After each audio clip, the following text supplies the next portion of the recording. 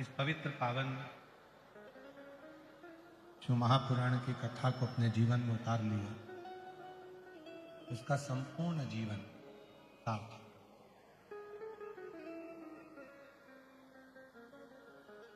मानव जीवन उस परमात्मा की सबसे बड़ी एक गिफ्ट है, क्योंकि एक मानव जीवन ही ऐसा जीवन है, मानव जीवन ही एक ऐसा जीवन है जिस मानव देह में हम भगवान की अविरल भक्ति को धारण कर सकते। मानव शरीर ही एक ऐसा शरीर है जिसमें हम परमात्मा की अविरल भक्ति को प्राप्त कर सकते। मानव जीवन ही एक ऐसा जीवन है जिसमें हम भगवान के भजन को, कीर्तन को, स्मरण को कर सकते हैं।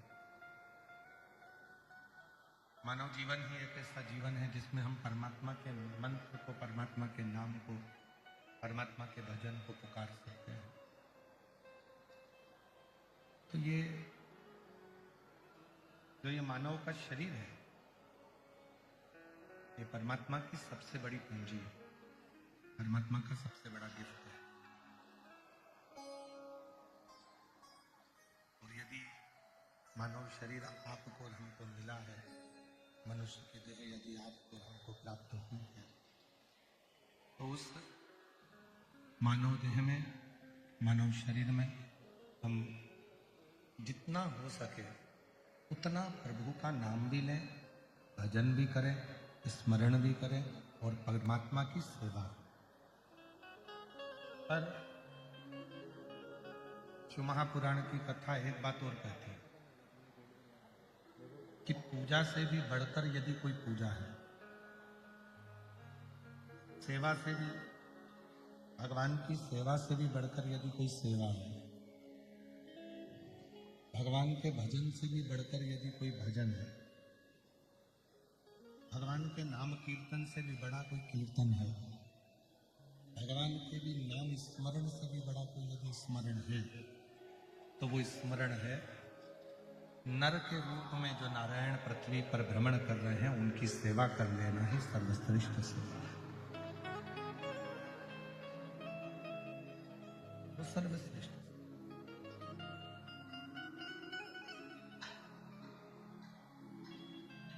ये जो मानव शरीर मिला है, ये मानव देह जो मिली है, मानव का शरीर जो प्राप्त हुआ है, ये मानव देह बड़ी मुश्किल से मिली और ना जाने कितने कितने जन्म हमारे निकल चुके होते हैं, तब जाकर ये मानव का शरीर आपको और हमको प्राप्त हो।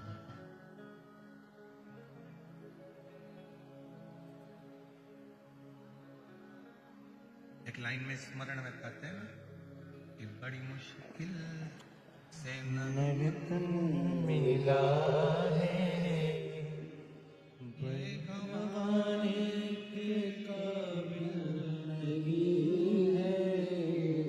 बड़ी मुश्किल से नरतन मिला है, ये गंवाने के काबिल नहीं है।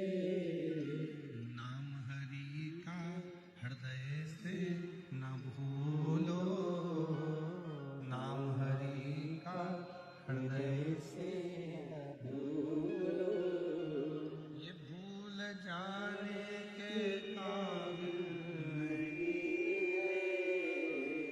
नाम हरि का हृदय से न भूलो, ये भूल जाने के काबिल नहीं है।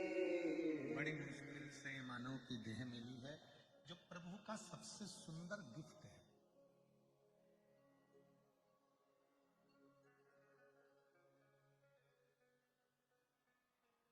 मंदिर में दीप जलाने से भी बड़ा पुण्य मिल जाता है यदि किसी की जिंदगी में खुशियां प्रदान करना चालू कर दो, तो वो गिफ्ट बहुत, दीप बहुत।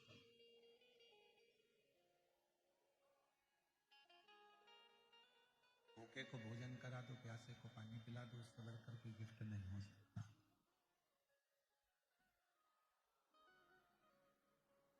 जब हम भूखे को भोजन कराते हैं, प्यासे को पानी पिलाते हैं, तो स्वयं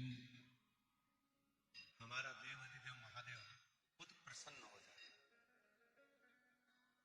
एक लाइन आप लोगों ने सुनी होगी, अमरनाथ जाते होगे तो, भूखे को भोजन, प्यासे को पानी, जय बाबा।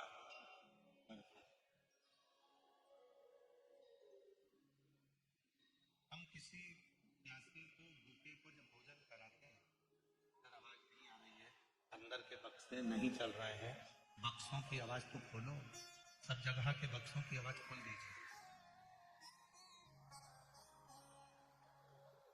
जब हम किसी भूखे को भोजन कराते हैं, प्यासे को पानी पिलाते हैं,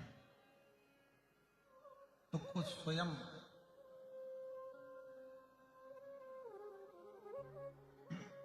भगवान शिव प्रसन्न हो जाए, भगवान शंकर प्रसन्न हो।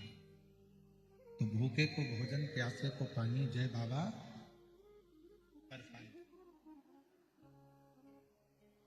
शिव को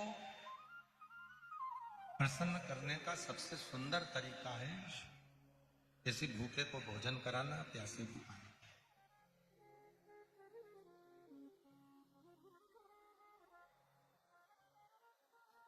पथिक के लिए थोड़ी सी छांव कर देना। इसलिए अभी जो शिवरात्रि गई, इसको हम लोगों ने ग्रीन शिवरात्रि के रूप में मनाया। ग्रीन शिवरात्रि से मतलब यह है कि एक वृक्ष लगाएंगे, वो वृक्ष बड़ा हो जाएगा तो किसी पथिक को छांव देगा। हम बहुत बड़ी धर्मशाला नहीं बना सकते, बहुत बड़ा भवन नहीं बना सकते, तो कम से कम एक वृक्ष तो लगा सकते हैं। वो वृक्ष की छांव भी जब पथिक को मिलेगी तो धर्मशाला का ही लाभ आपको हमको प्राप्त होगा।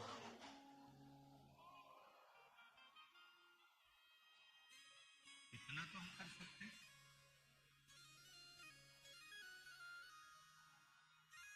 मतलब बहुत सारा आपके पास नहीं है, वैभव नहीं है, धन, तो आप बहुत बड़ा कुआं नहीं बना सकते, बावड़ी नहीं बना सकते, बहुत बड़ा तालाब नहीं बना सकते, बहुत बड़ा सरोवर नहीं बना सकते, मत बनाओ।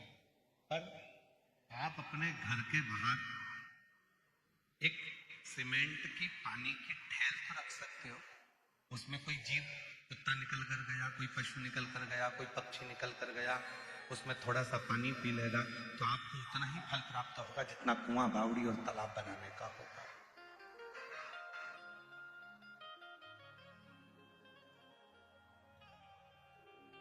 उतना ही फल प्राप्त होगा।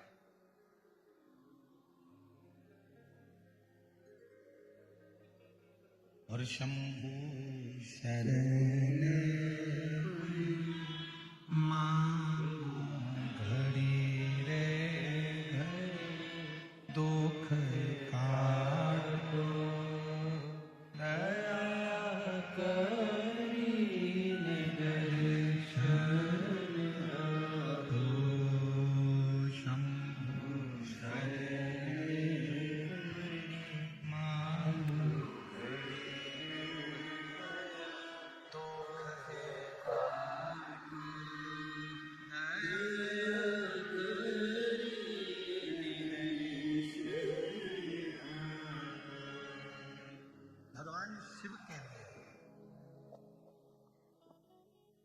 लोग कहते हैं गुरु जी शंकर जी की पूजन करना है तो मंदिर कितना बड़ा बनाना पड़ेगा।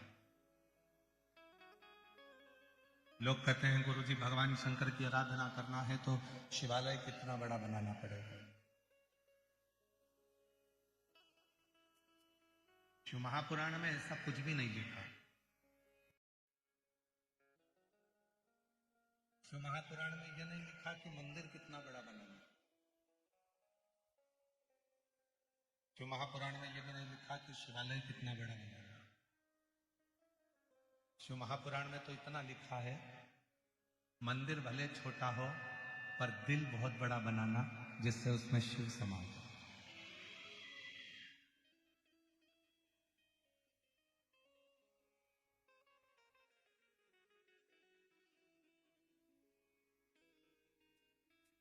अपना दिल बड़ा बनाना, अपना मन बड़ा बनाना।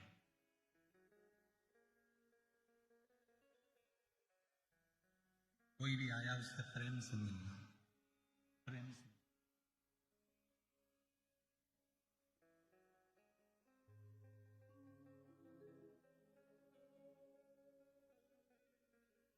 कोई भी आया उसको कैसे आदर करूं मैं।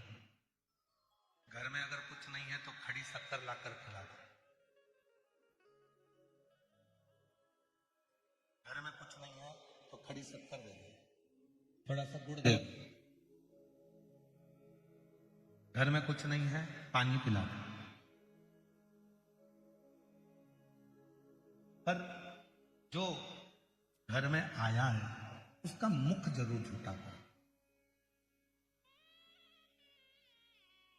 एक कथा हमने पहले कही थी, सीहोर कुबरेश्वर धाम पर जब ऑनलाइन कथाएं चलती थी तब हमने एक बात कही थी कि घर पर यदि कोई आया और बिना कुछ मुख झूठा करे बिना चले गया तो उसके घर की जितनी अशांति होती है वो हमारे घर में छोड़ जाता है और हमारे घर की पूरी शांति को खींच कर ले जाता है। आप लोगों ने पहले सुना होगा इस चीज के लिए, श्रवण करा होगा कि कोई हमारे दरवाजे पर आया, हमने उसको पानी नहीं पिलाया, हमने उसको कुछ मुख झूठा नहीं कराया, कुछ नहीं है, सौंप दे दो, खड़ी शक्कर दे दो, कुछ नहीं है तो एक लौंग दे दो, कुछ नहीं हो तो एक इलायची दे दो,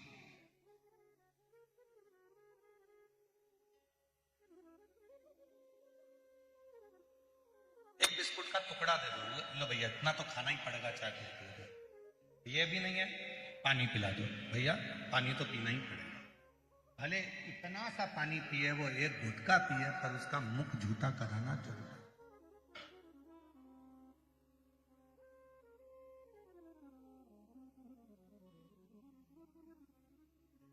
पड़ोसन आई और आकर बैठ गई और उसने अपनी बातें करना प्रारंभ करा।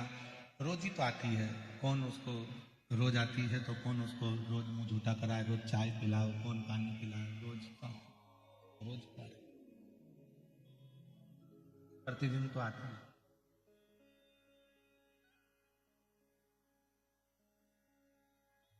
पर नहीं, पड़ोसन भी अगर रोज आ रही है तो रोज उसका मुख झूठा करना, वरना उसके घर की जितना भी क्लेश है, उसके घर की जितनी भी अशांति है, उसके घर का जितना भी विवाद है, वो तुम्हारे घर में आने लगेगा और तुम्हारे घर की जितनी शांति है सब उसके घर में जाना प्रारंभ होगा। मुख झूठा कराने का सबसे बड़ा फल ही है।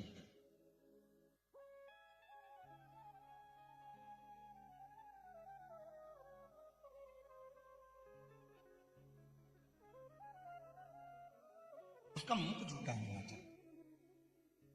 महाराज आप थोड़ा सा ये जल ले लीजिए, थोड़ा सा चाय ले लीजिए, थोड़े से ये प्रसाद ले लीजिए, थोड़ा सा ये खड़ी शक्कर ले लीजिए। मुख बहुत। शिव महापुराण की कथा कर रही है, भगवान शंकर का चरित्र कर रहा है, शिव तत्व कर रहा है। आप आओ उधर बैठो।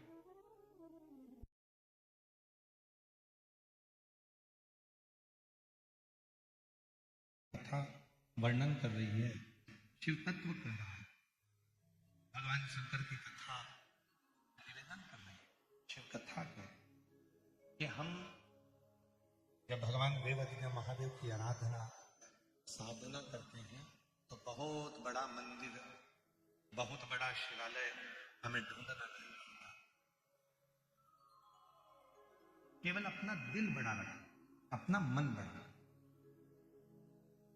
कहां से लाऊं गंगा, कहां से लाऊं यमुना, कहां से लाऊं गंगा, कहां से लाऊं यमुना, कहां से लाऊं सरयू अपार पड़ी है, और भोले तेरी सेवा हमसे ना करिए, ओ भोले तेरी सेवा हमसे ना करिए। पूजा की थाली हम लिए खड़े, पूजा की थाली हम लिए खड़े, भोले तेरी सेवा हमसे ना करिए, और शंभू तेरी सेवा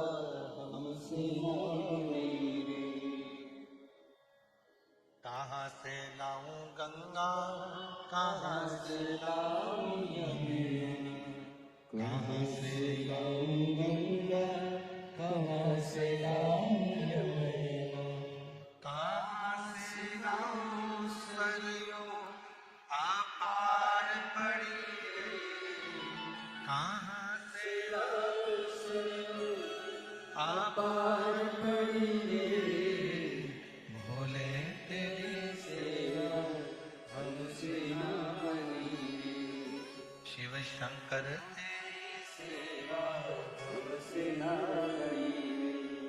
किस विधि हम सेवा करें?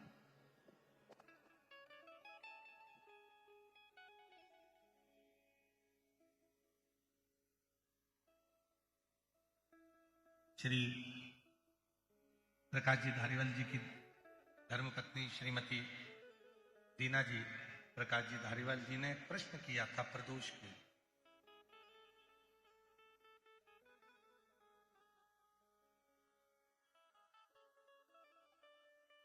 प्रथम प्रदोष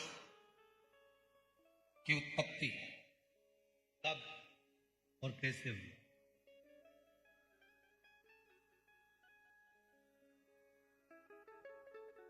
सबसे पहला प्रदोष का व्रत किसने धारण किया था?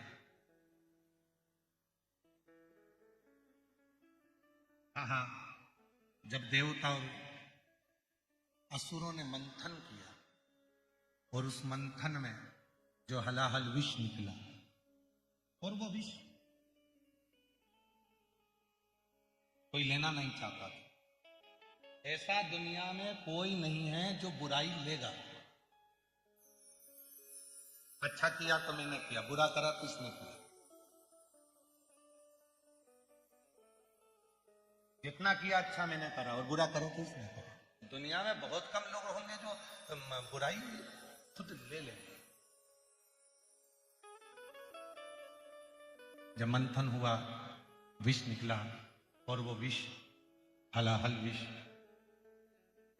शिव जी के पास पहुंचा।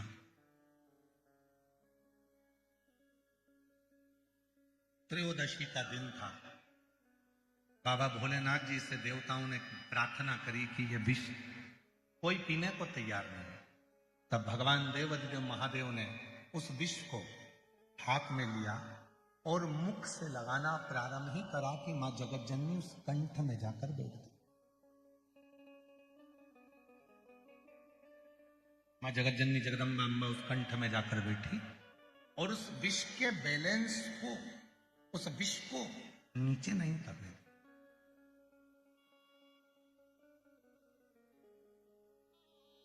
इतना हलाहल विष था कि देवाधिदेव महादेव भी अगर उस विष को पीते तो उनके भी प्राण जा सकते, पर उतर ही नहीं दिया।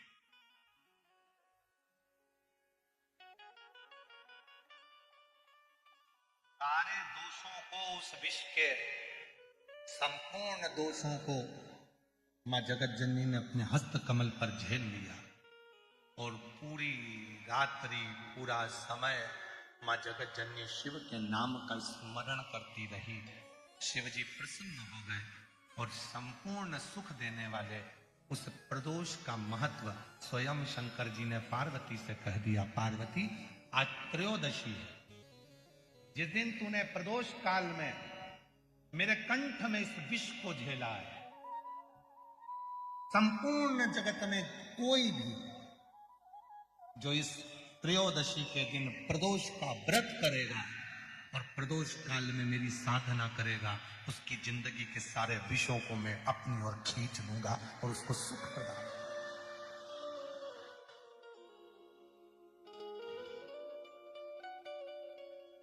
संपूर्ण जगत का विष कितना सुंदर कहा है। ये जो प्रसंग आप लोगों को मिल रहा है, ये प्रसंग हम इस कथा में लेने वाले नहीं थे, पर उन्होंने माता जी ने पहले दिन ही ऐसा प्रश्न खड़ा कर दिया, इसलिए इसको थोड़ा थोड़ा थोड़ा थोड़ा लिया जा रहा है।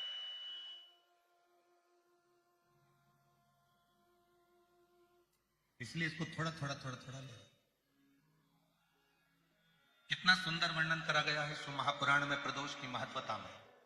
शिव महापुराण में प्रदोष की महत्वता कहते हुए स्वयं वेद व्यास जी वर्णन कर रहे हैं। तुमरुका जी चंचुला देवी से कहते हैं, चंचुला 15 दिन में प्रदोष आती है, हर 15 दिन में प्रदोष आती है।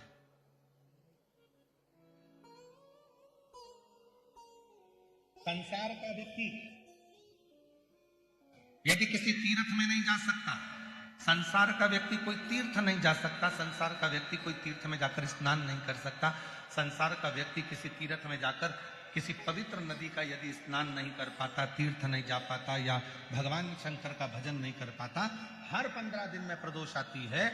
यदि एक प्रदोष को भी वो भूल से भी एक बेलपत्र या जल या चावल का दाना अगर शंकर को प्रदोष काल में समर्पित कर देता है या प्रदोष का व्रत कर लेता है, तो उसके 15 दिन तक लगातार उसे तीर्थ का फल प्राप्त होता रहता है। चाहे फिर वो मंदिर जाए ना जाए, देवालय जाए ना जाए, शिवालय जाए ना जाए, तीर्थ जाए ना जाए, ये उसके ऊपर निर्भर करता है। पर एक चावल का दाना भी, एक बेलपत्र भी, एक लोटा जल भी यदि प्रदोष काल में प्रदोष के दिन शिव को समर्पित हो जाता है तो उसका फल और एक दिन तक नहीं मिलता, 15 दिन तक लगातार उस फल को प्राप्त हो।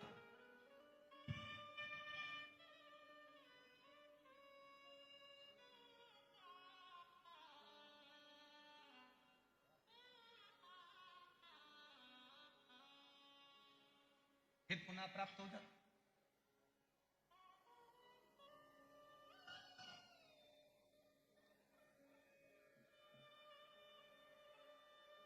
कड़वे और मीठे में अंतर होता है। हमारे क्षेत्र में शुगर मिल बहुत है, गन्ना होता है, गुड़ बनता है। तो ये गन्ना होता है, ईख जो होती है, गन्ना जो होता है, शुगर जो होती है, उसको काट दो, फिर वापिस उसी में अंकुरित हो जाता है। उसको अलग से ले जाकर लगाने की जरूरत ही नहीं पड़ती, फिर उसी में अंकुरित हो जाता, फिर काटो, फिर अंकुरित हो जाता।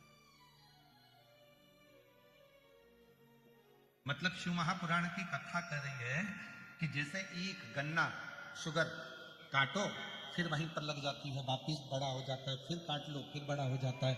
ऐसे गन्ने की फसल को बार बार अलग से लगाने की जरूरत नहीं है, काटते जाओ बढ़ता जाएगा, काटते जाओ बढ़ता जाएगा। उसी तरह जो संसार सागर में आकर मीठा देना प्रारंभ करता है, मिठास देना प्रारंभ करता है, संसार सागर में आकर जो अच्छा देना चालू करता है, दुनिया के लोग उसको कितना भी काट लें, आखिरी में उसकी उन्नति होती ही रहती है, उसको कोई नीचे गिरा नहीं सकता।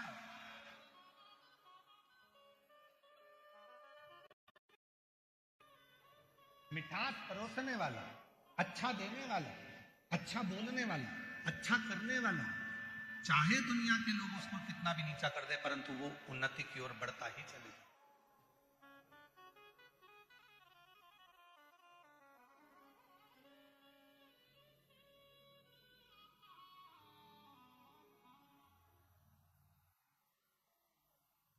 वो उन्नति की ओर चढ़ता ही चलेगा।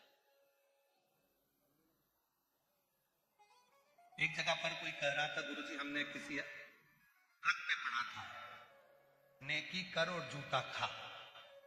हमने किसी ट्रक पे पढ़ा था, कोई बोल रहा था कि हमने ट्रक पे पढ़ा था, कहीं लिखा था कि आज के जमाने में नेकी करो और जूता खाओ, अच्छा करो और ऊपर से अपने कोई अपशब्द लोग कहते। पर हमने कहा ऐसा नहीं होता, लिखने वाले ने भले लिख दिया होगा पर ऐसा नहीं होता। नेकी करने वाला, अच्छा करने वाला जब आगे बढ़ता है, दुनिया के लोग उसको कितना भी धोखा दे दें, दुनिया के लोग उसको कितनी भी तकलीफ दे दें, पर नेकी जिसने कर दी, एक अच्छाई का बीज जिसने बो दिया, उसका तो वृक्ष लगकर ही रहता है, अच्छाई जिंदगी में होकर ही रहती है।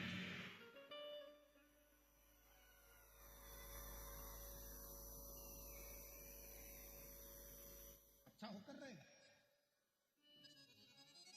अब दुनिया की दृष्टि में भले हो सकता है कि किसी ट्रक पर हमने देखा था, कहीं लिखा हुआ हमने देखा था, कहीं पर हमने ऐसा देखा, नहीं, शिव महापुराण की कथा कहती है मन को, शिव महापुराण की कथा कहती है अपने हृदय को, अपने दिल को बहुत बढ़ाओ।